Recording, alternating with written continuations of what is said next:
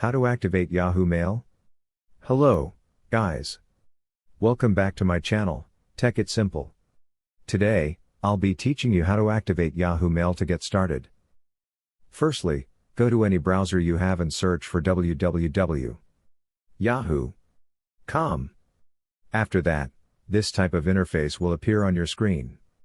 Now, tap on the Sign In button in the upper right corner and enter your username or mobile number that is linked to your account. After entering your mobile number, tap on the Next button, and again enter the name you used to create your account. Finally, tap on the Next button again, and press on the Send Code button. The 6-digit code will be sent to your mobile number that is linked to your account. Enter the 6-digit code and tap on Verify. Press on your account, and that's it. You have easily activated your Yahoo Mail. I hope you understood this and are able to activate your Yahoo Mail. Do like the video and subscribe to our channel to get more informative content like this. We'll see you in the next video.